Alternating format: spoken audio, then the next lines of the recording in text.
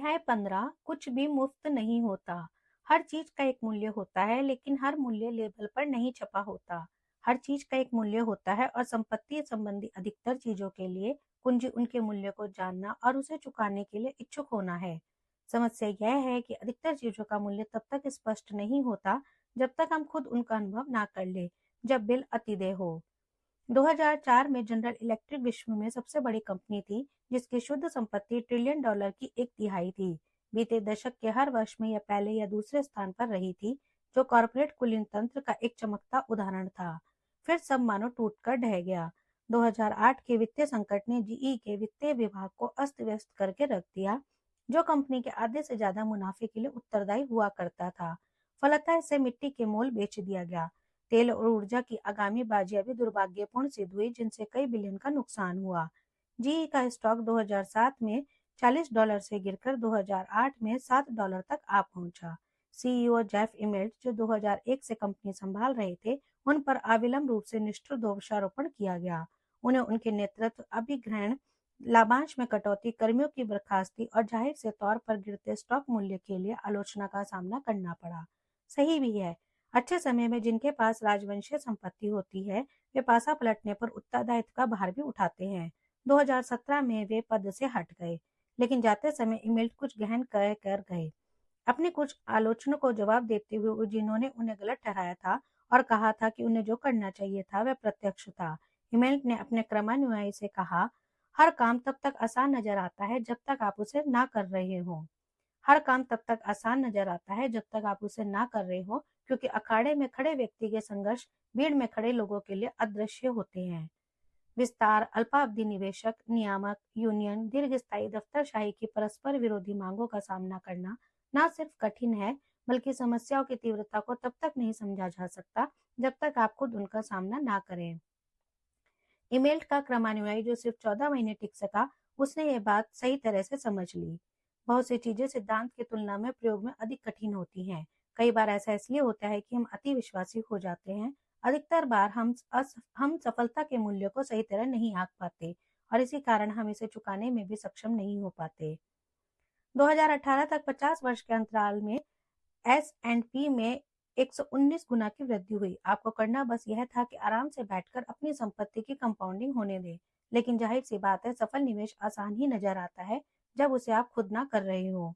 Stock लंबे समय तक रोक कर रखिए। आप अक्सर सुनेंगे, यह अच्छी सलाह है, लेकिन आप ये कैसे जानेंगे कि जब स्टॉक में गिरावट आ रही हो तो लंबे समय वाला दृष्टिकोण बनाए रखना कितना कठिन होता है।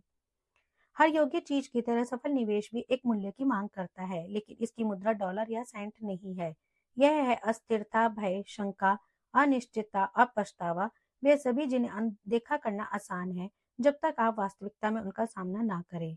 यह समझने की असमर्थता कि निवेश का भी मूल्य होता है, हमें बिना कुछ किए कुछ पाने के लिए लुभा सकती है, और किसी दुकान से सामान चुराने की तरह शायद ही कभी इसका अंत भला होता हो। मान लीजिए आपको एक नई कार चाहिए जिसकी कीमत $30,000 है। आपके पास 3 विकल्प हैं।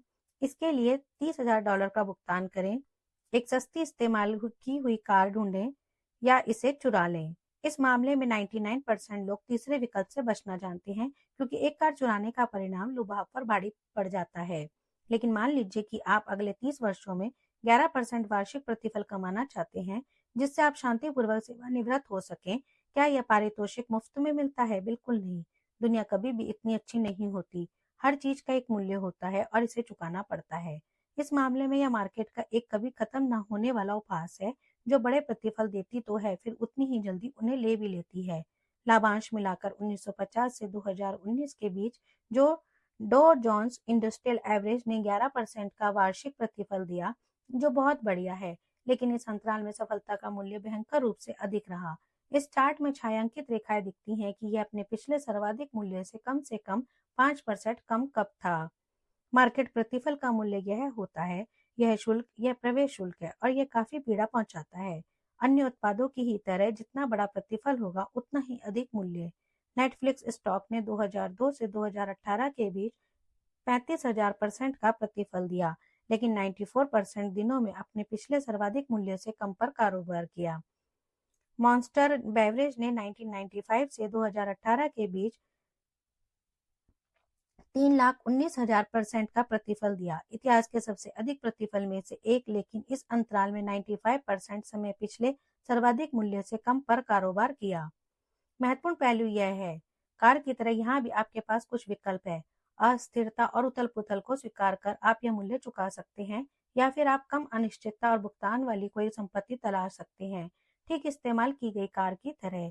या फिर आप कार की चोरी की तरह एक बड़ी चोरी का प्रयास कर सकते हैं, प्रतिफल पाने का प्रयत्न करना, इसके साथ आने वाली अस्थिरता से बचते हुए।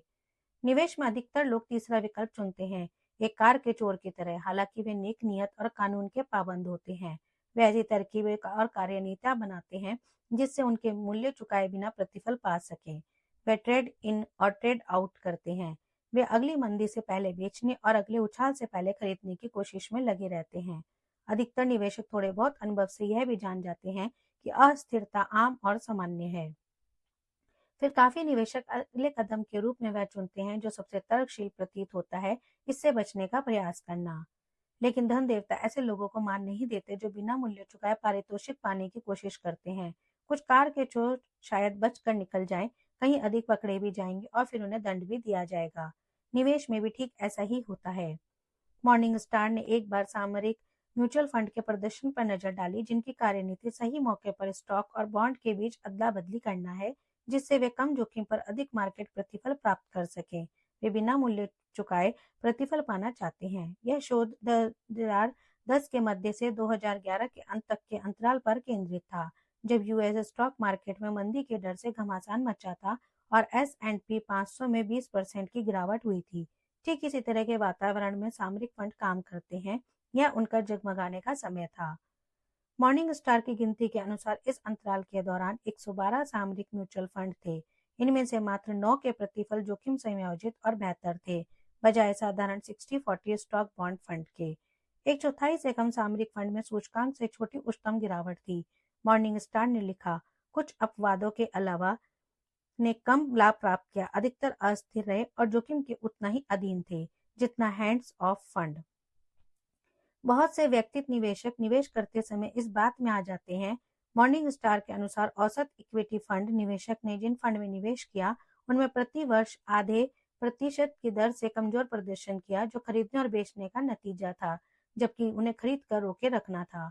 विडंबना यह है कि मूल्य चुकाने से बचने के लिए निवेशकों को दोगुना मूल्य चुकाना पड़ता है।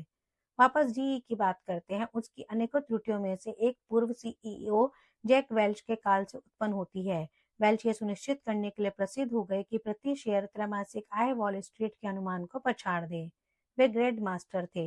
अगर वॉल स्ट्रीट के पत्रकार 0.25% डॉलर प्रति शेयर की अपेक्षा करते, तो जैक कुछ भी करके 0.26% डॉलर प्रदान करते, फिर चाहे व्यवसाय या अर्थव्यवस्था की दशा कैसी भी हो। वे ऐसा आंकड़ों के परिमार्जन से करते थे। यह उदार विवरण है, भविष्य के तिमाही में से लाभ निकालकर वर्तमान तिमाही में डालना, ताकि आज्ञाकारी आंकड़े अपने मालिक को सलाम कर सकें। फोर्ब ने ऐसे ही दर्जनों उदाहरणों में से एक का वर्णन करते हुए कहा, जनरल इलेक्ट्रिक ने लगातार 2 सालों तक लक्ष्य उपयोक्ताओं के बजाय बेनाम वित्तीय सहभागियों को लोकोमोटिव बेचे, जिनसे स्वामित्व के अधिकतर जोखिम को जीई पर ला छोड़ा। वेल्च ने अपने खेल को कभी नहीं नकारा। उन्होंने अपनी किताब स्ट्रेट फ्रॉम द गट में लिखा, संकट काल को लेकर हमारे व्यवसाय प्रधानों की प्रतिक्रिया जीई संस्कृति की प्रारूपिक थी। तिमाही के खाते बंद होने पर भी बहुत से तुरंत आय की कमी को बढ़ने का प्रस्ताव देते। कुछ कहते कि वे अचंभे को ऑफसेट करने के लिए अपने व्यवसाय में से अतिरिक्त $10 मिलियन, $20 मिलियन या फिर $30 मिलियन लगा सकते थे। नतीजा यह निकला कि वेल्च के नेतृत्व में शेयरधारकों को मूल्य नहीं चुकाना पड़ा। उन्हें स्थिरता और पूर्वनियमितता प्राप्त हुई, एक ऐसा स्टॉक जो साल दर साल बिना अनिश्चितता के अचंभे के बढ़ता रहा, फिर बिल देय हो गया, जैसा कि हमेशा होता है। जीई के शेयरधारकों को 1 दशक तक उस महाकाय घाटे की मार झेलनी पड़ी, जो पहले लेखांकन दावपेच के कारण परिलक्षित थे। वेल्च के युग के छोटे मुनाफे आज बड़ा घाटा बन गए। इसका सबसे बड़े विचित्र उदाहरण विफल गिरवी दिग्गजों फ्रेडी मैक और फैनी के रूप में देखने को मिलता है, जिन्हें 2000 के दशक की शुरुआत में अपनी वर्तमान आय को कई बिलियन डॉलर से अंडर रिपोर्ट करते पकड़ा गया।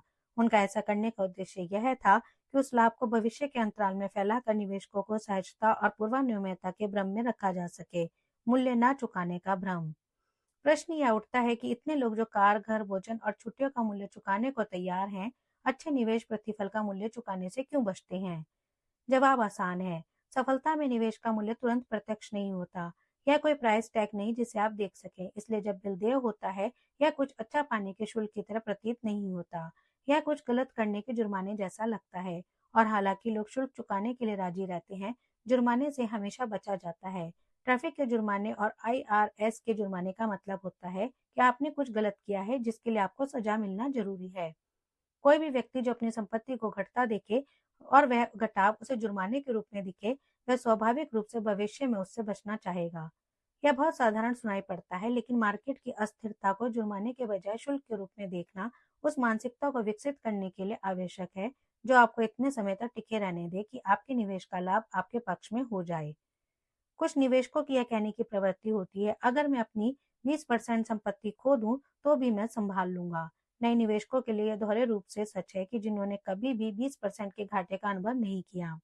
लेकिन अगर आप अस्थिरता को एक शुल्क के रूप में देखेंगे, चीजें अलग नजर आएंगी। डिज्नीलैंड के टिकट का मूल्य $100 होता है, लेकिन इसके बदले आपको अपने बच्चों के साथ एक यादगार दिन बिताने को मिलता है। पिछले वर्ष लगभग 18 मिलियन लोगों को लगा कि यह शुल्क चुकाने योग्य था। कुछ को लगा कि $100 कोई सजा या जुर्माना था। शुल्क का उचित समझौता प्रत्यक्ष होता है जब यह साफ हो कि आप इसे चुका रहे हैं। निवेश में भी ऐसा ही है, जहां अस्थिरता लगभग हमेशा एक शुल्क होती है, जुर्माना नहीं। मार्केट प्रतिफल कभी मुफ्त नहीं होते और ना ही कभी होंगे। हर अन्य उत्पाद की तरह वे आपसे एक मूल्य चुकाने की मांग करते हैं। इस मूल्य को चुकाने के लिए कोई आपको मजबूर नहीं करता, ठीक जैसे कोई आपको डिज्नीलैंड जाने के लिए मजबूर नहीं करता। आप एक स्थानीय मेले में जा सकते हैं, जहाँ की टिकट सिर्फ $10 हो, या फिर मुफ्त में घर पर रह सकते हैं। आप ऐसे भी अच्छा समय बिता सकते हैं, लेकिन आमतौर पर आपको वही मिलेगा जिसका आप मूल्य चुकाएंगे। मार्केट में भी यही होता है। अस्थिरता, अनिश्चितता का शुल्क, प्रतिफल का मूल्य, कम शुल्क वाले पार्क जैसे नकद और बॉन्ड से बड़े प्रतिफल पाने का प्रवेश शुल्क है।